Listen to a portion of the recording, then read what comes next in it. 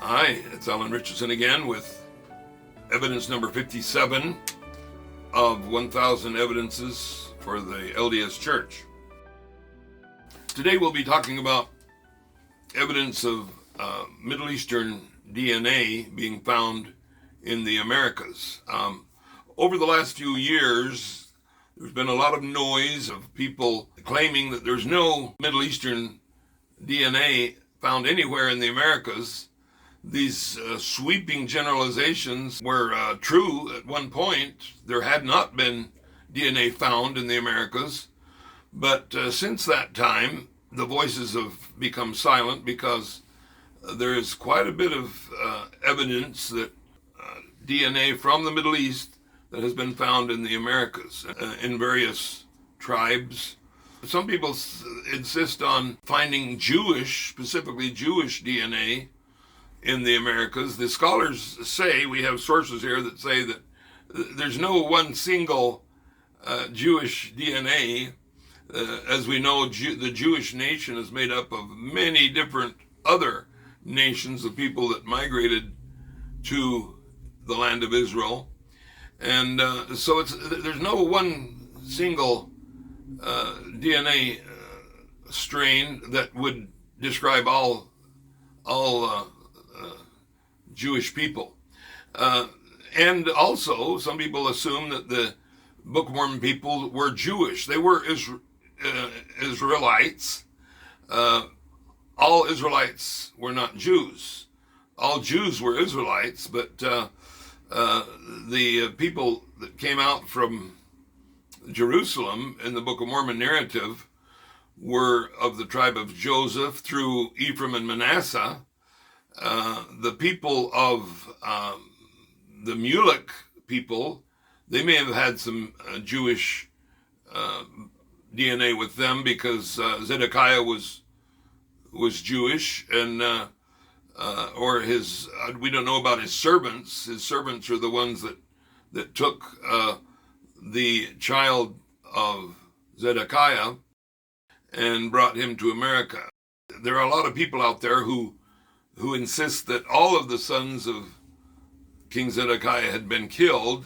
And again, this is another generalization. We talked in our previous episode about generalizations, how they're in places in the in the Bible where there are exceptions to general rules.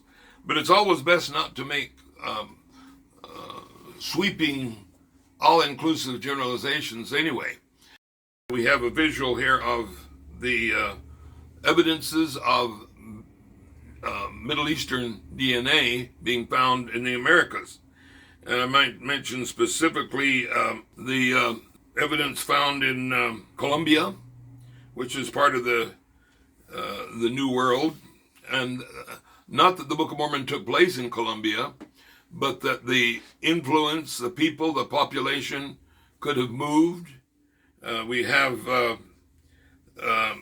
evidence that the Cheyenne and Zapotec Native Americans have some Jewish or Middle Eastern DNA. This comes from non-LDS scientists. Found that Algonquin-speaking groups such as the Ojibwa have been found to have DNA from the Middle East, and the sources there can be seen on the screen. Fremont Indians have been found to have DNA from the Middle East. The sources are given. Also, we have DNA from Palestine found in the Andes. Again, the populations moved and the culture spread. It says the DNA from the Near East found its way into the Maya and Nahua and Cherokee populations. There's indication that Saudi Arabia, Jordan, Palestine DNA have been found in the Uto-Aztecan populations, etc. So Let's keep in mind also at the same time that the DNA research, it's not easy to identify DNA anyway, even though it's in its infancy. It's very complex, and it can be very vague. It's hard to make absolute, all-inclusive statements, and scholars have said it is very vague.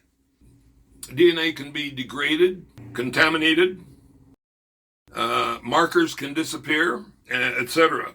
One of the bottom lines is that there's no single DNA marker that all Native Americans would share.